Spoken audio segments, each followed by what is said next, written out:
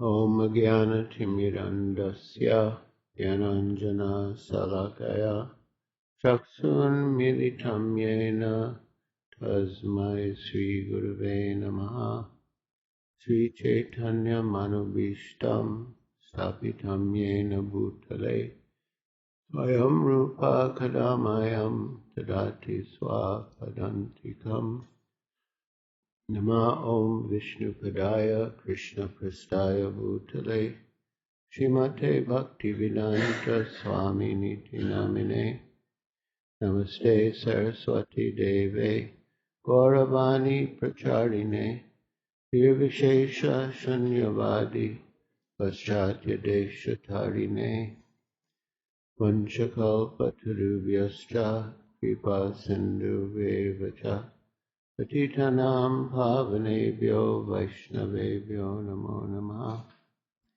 Sri Krishna Chaitanya Prabhu Nityananda Shri Advaita Gadadhar Shivasadi Gaur Bhaktavinda Hare Krishna Krishna Krishna Hare Hare Hare Rama Rama Rama Hare Hare.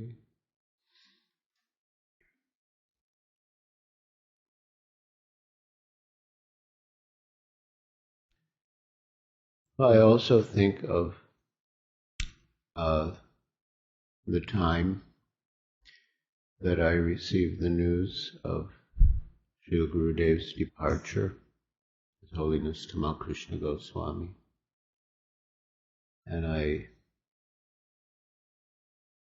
immediately felt I must come to Dallas immediately.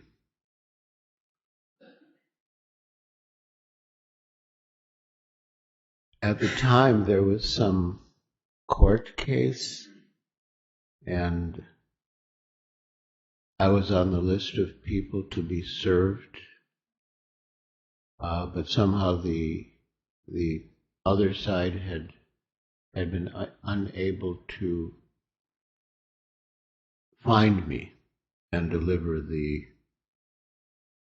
papers. So on the way to the airport, someone phoned me and said, Dallas is the center of the court case, and once you get there, people are going to know you're there, and the other side may take advantage of the opportunity to serve you with the papers and implicate you in the case. So I thought about it, whether to come or not. And then in the end, I, of course, did decide to come. But not blindly, with full knowledge of possible consequences. And I mean, the situation was of incredible separation.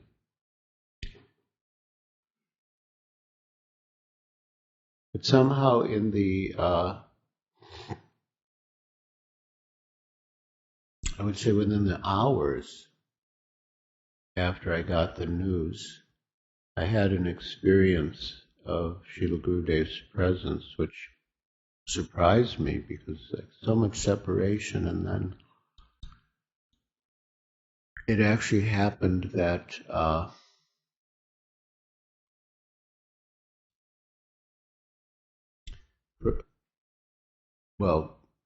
Professor Barbara Holdridge from the University of California at Santa Barbara phoned. She had gotten the news from Garuda Prabhu. He had phoned her, and then she phoned me. It was sort of like that. I didn't have the ringer on the phone, and it was only later I picked up my voice messages and found out so many people had been phoning me to give me the news. But I got the news from His Holiness Giriraj Swami, and then, then I went, and then when Professor Holdridge phoned, I answered, and she was very moved and shaken. But somehow, in the process of speaking with her, it was just so tangible that Srila Gurudev manifested his presence to me. I had mentioned it to her, and I understood two things. One is that he was still present, and two, that he could or would manifest his presence when we were engaged in service to him. Because I took the phone call from her in the mood of service to him. And I do consider him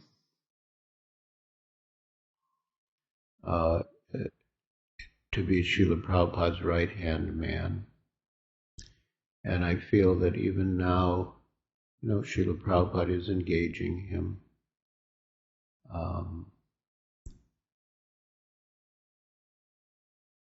And yeah, I feel he's a very important person in Srila Prabhupada's mission, not just from the history of his service and the instructions that he's left, but even now as Srila Prabhupada's messenger. My main purpose in coming to Dallas and Houston so often is to serve him and his disciples. Of course, in the process, many other things have happened, but that was not just was, but is my basic intention.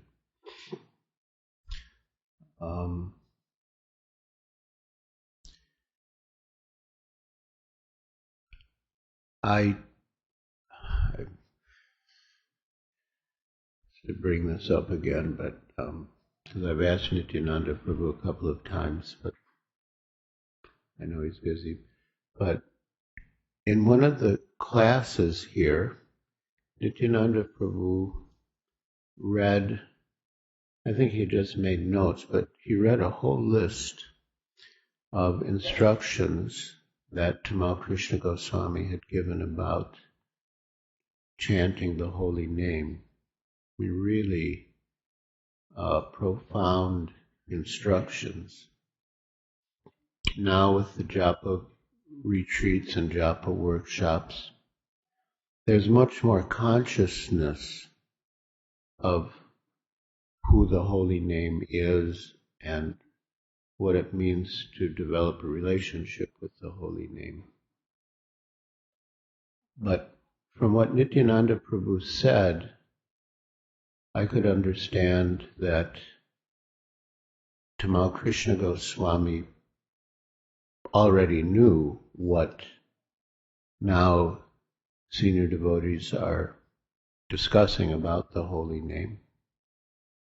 And even more, he had other instructions about the holy name that haven't been discussed so much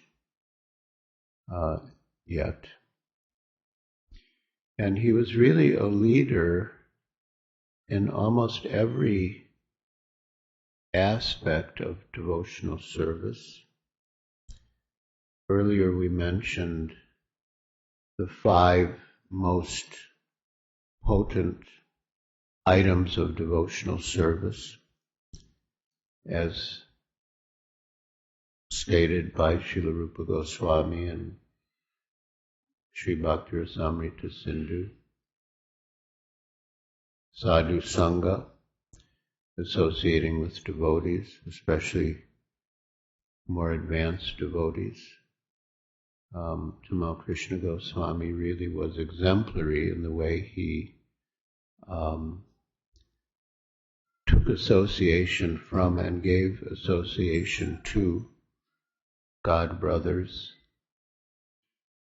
and devotees in general, but especially God brothers. Sadhu Sangha, Namakirtana, chanting the holy name. I mentioned his instructions on japa, which obviously sprang from his realizations of japa, but his kirtans in Mayapur, the last year, 3-hour kirtans, have become an example of how devotees should spend their time together in kirtan, especially in Mayapur, in the Holy Dham, and anywhere and everywhere.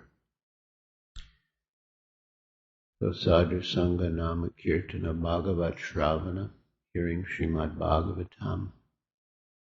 The very serious student of Srimad Bhagavatam and the books of the Goswamis and other acharyas in the parampara, all of which follow Srimad Bhagavatam. And he spoke brilliantly and wrote eloquently about Bhagavat Dharma. Mathura Vas, residing in Mathura Vrindavan, Navadvip, Mayapur, Jagannath Puri. He would spend time in Vrindavan and at Govardhan and in Mayapur and really relish his time there and relish the other spiritual practices in the Dham.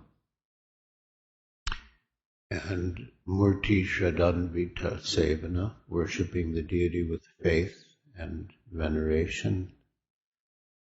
His deities here in Dallas, Radha Kalachandji, and in Houston, Radha Nila Madhava, are extraordinary in the world. The forms of the deities themselves and the decoration, the outfits, the worship are extraordinary. So he excelled in all of these 5 processes, and he did a wonderful job of training his disciples. Not just his disciples. I remember once I met him at the Bhaktivedanta Manor in England, and his servant was actually, his personal servant while he was there, was actually a disciple of His Holiness Giriraj Swami. And I was a little surprised, and Tamal Krishna Goswami said that actually Giriraj Swami liked to give his disciples to Tamal Krishna Goswami to be trained. And he did an excellent job of it. Of course, one really does have to accept the instructions of the spiritual master in the mood of surrender. Otherwise, the process doesn't work. Recently, I was listening to a lecture that Srila Prabhupada gave at the Rotary Club in Chandigarh is really emphasizing this fact, Karpanya dosha, that when Arjuna says to Krishna that, now I'm confused about my duty, I don't know what to do. Shishasteham shadimam tvam prapanam. Now I'm surrendering unto you as your disciple. Please instruct me. And Srila Prabhupada repeated that Krishna began to speak the Bhagavad Gita only after Arjuna surrendered to him. Up until then, they were talking as friends and as equals. And Srila Prabhupada was saying, talks between friends can go on without any conclusion. One has one opinion, the other has another opinion, and it can go on without any conclusion. But if one wants to receive instruction from Krishna or Krishna's representative, one must accept it, as Arjuna accepted Krishna's instructions. First he accepted Krishna, Param Brahma, Param Dhamma, Pavitram, Paramam Bhavan, accepted him as the supreme Brahman, and he accepted everything he said as the truth. Sarvam etadrite manye. Arjuna said, I accept as truth in toto whatever you have said. So if we want to take instruction from Krishna or get knowledge from Krishna, we have to accept him as the Supreme Personality of Godhead, and we have to accept whatever he says as the truth, in full. And similarly, if we want to learn what Krishna has to say to us through the spiritual master, we have to accept the spiritual master as representative of Krishna. If we think we're equal to Krishna, Krishna was a historical person, I'm also a person, I'm also educated, I'm also intelligent enough to think for myself, then there's no authority to Krishna or the Bhagavad Gita. And same with the spiritual master. If you think that you're on the same level with the spiritual master, you're as good as the spiritual master, then that communication of knowledge cannot take place. Srila Prabhupada said guru means heavy. And he gave the example that if you have a scale and if one weight on the scale is heavier than the other, then that end of the scale will go down. So he said, between the guru and the disciple, the guru is heavier. There's more weight. They're not equal. And if the disciple, or so-called disciple, thinks that he's equal to the guru, then he hasn't accepted guru, because guru means heavy, heavier than the disciple. They're not on the same level. So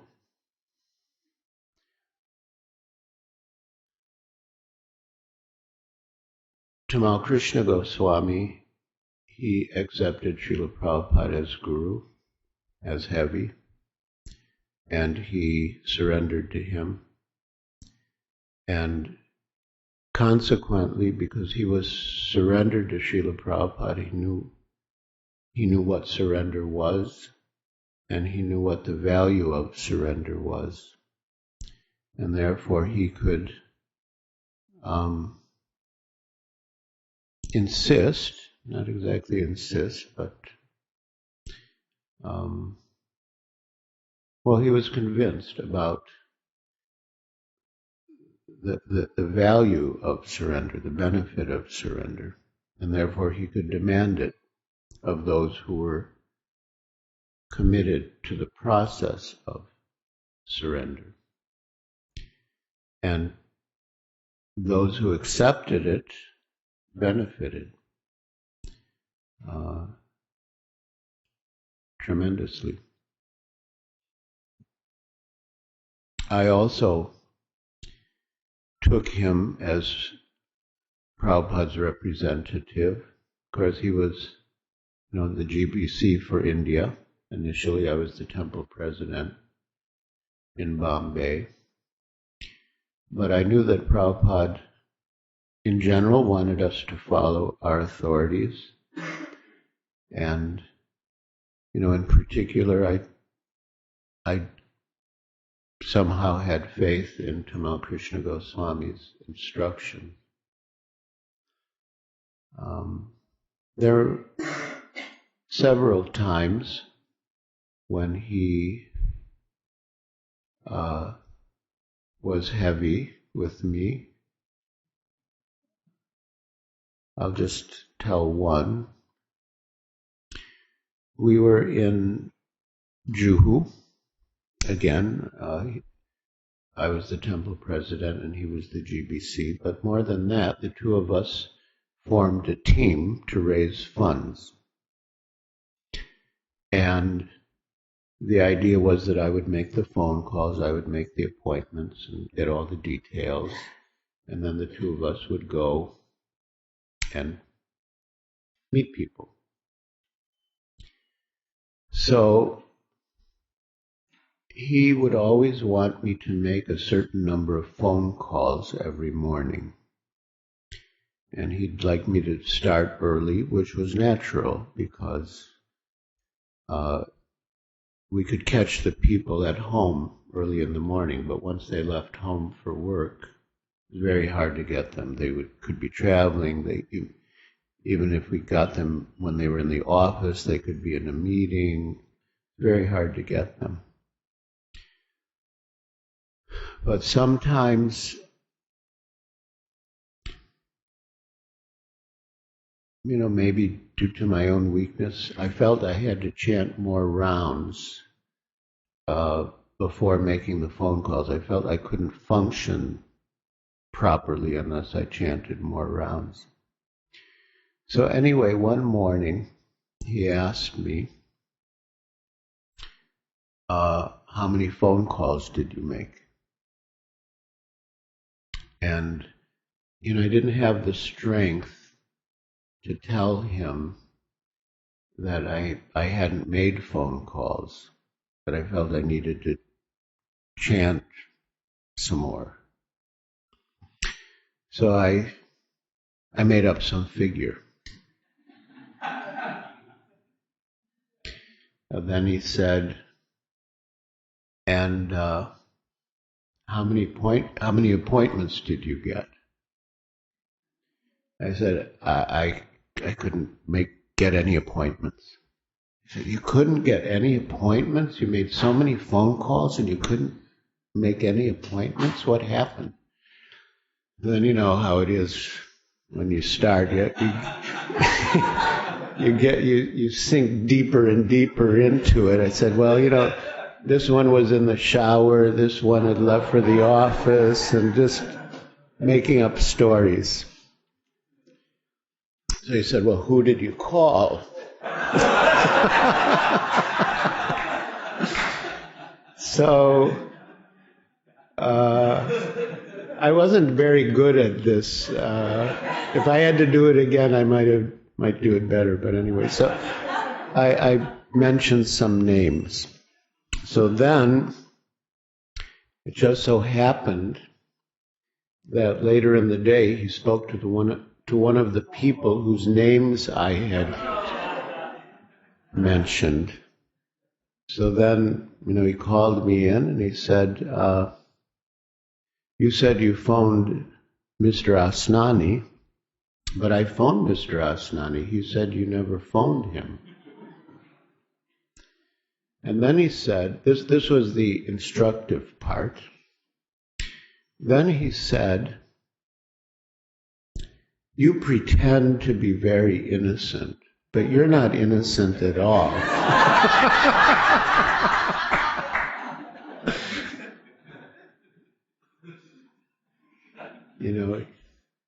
You lied to me.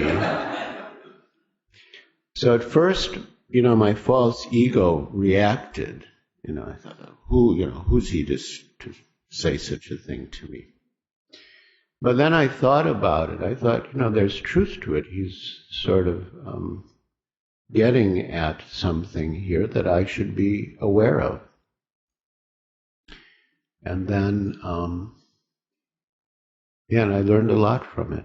It was, although, like I said, at first it was painful and my false ego reacted, but it was necessary. He had to do that because I was too conditioned at the time. I needed some strong statement to get through to me. Of course, one devotee mentioned, well, more than one, that we are individuals and we have, different natures or different approaches, and that we can achieve the same thing in different ways. So, in the early days in India, the main program was making life members. Srila Prabhupada said making a life member was almost as good as making a devotee. The person becoming a life member was the next best thing to becoming a devotee. So Tamal Krishna Goswami went to meet a very renowned person in Bombay. He was the head of a cultural association called Trimurti. He was a very wealthy man. He lived on the top floor of one of the only really, really high-rise apartments in Bombay. And, he approached the man and gave all the reasons why he should become a life member, but he refused. And at the end, Tamal Krishna Goswami said, Mr. Bhatia, I'm glad you didn't become a life member, because we don't want people like you as members of our society. And he picked up his briefcase and stormed out of the penthouse suite and, went to the lift and pressed the button. Meanwhile, Mr. Bhatia came running after him. Swamiji, please come back. I'll be happy to become your life member. And Tamal Krishna Goswami went back and enrolled him.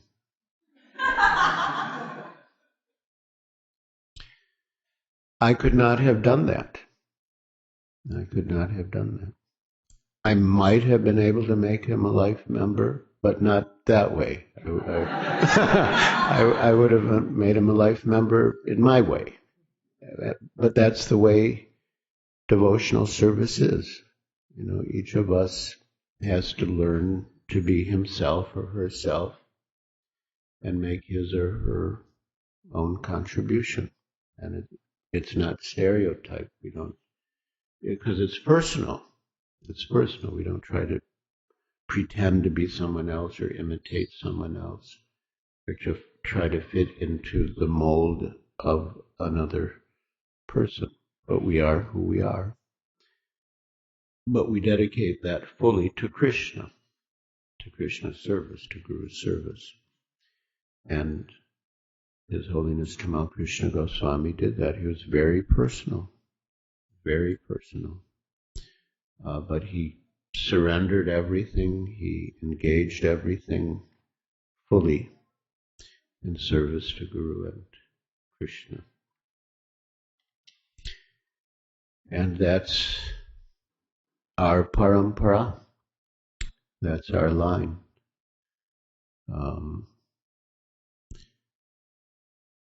As Srila Prabhupada said in relation to book distribution, but it's a general principle as well.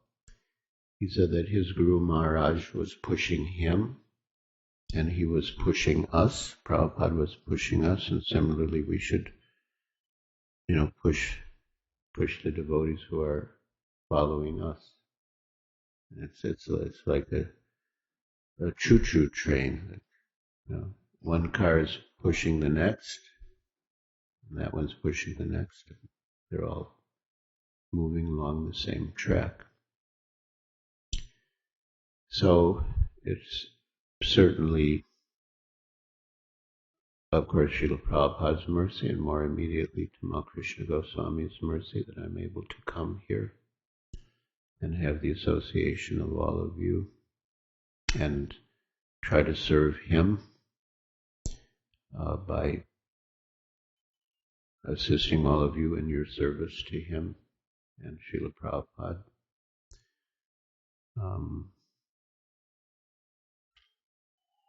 I could elaborate why it's so congenial here, but it is congenial in short because of the good training that he gave to the devotees here and the intelligent strategy that he had for developing the mission in Texas. But ultimately, it really does come back to the holy name, to sincere chanting. I remember he was very serious about his chanting. And not, of course, when we were in Vrindavan, we had that focus to chant in here. But even otherwise, I remember when we were in Calcutta, he would be very intent in his japa in the morning, and then later in Juhu, be very intent. And I know he'd get great inspiration and guidance from his chanting. It was visible in his face when he came out of his chanting that, he had been affected, and he very often had gotten insights or revelations or, instructions in the course of his chanting that would guide, in an immediate sense, the day's activities, and in a broader sense, it could have been related to some important decisions that had to be made related to the future of the mission. So these are really the two processes, service to the Guru and to the holy name. Every year, the devotees from Kulinagram would come to Jagannath Puri to meet Sri Chaitanya Mahaprabhu, and they would ask him what is their duty. And Sri Chaitanya Mahaprabhu would reply to chant the holy name and serve the Vaishnavas. And of course there's a sort of horizontal realm of serving the Vaishnavas, serving all the devotees around us. There's also like a vertical line of parampara. We serve our spiritual master, and through him his spiritual master, 6 Goswamis, Chaitanya Mahaprabhu, all the way back to Krishna. So these are really, at least in my experience, these are really the two fundamental principles: service to the spiritual master or spiritual masters, and service to the holy name, which means attentive chanting, not rushed, not in a hurry. I have to finish, I have so many other things to do.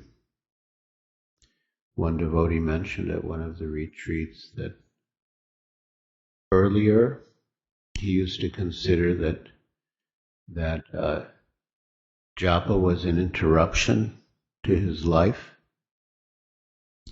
and now he feels that his life is an interruption to his japa. So that should be our focus, service to the holy name and service to the Guru. And with that, everything else will fall into place, into perspective. So I am blessed to be here in this situation where I have such wonderful masters to serve, and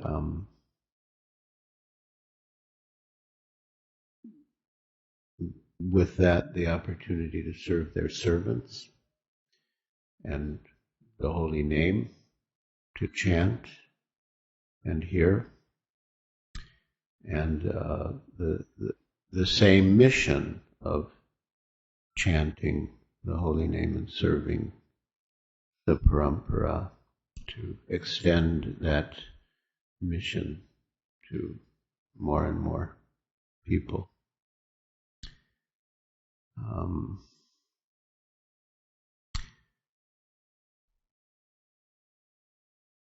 I usually don't, this is, anyway, I won't say too much more now. I'm just really grateful to be here and to have this opportunity. I felt a little awkward at times, but I guess that's all right, to be expected. But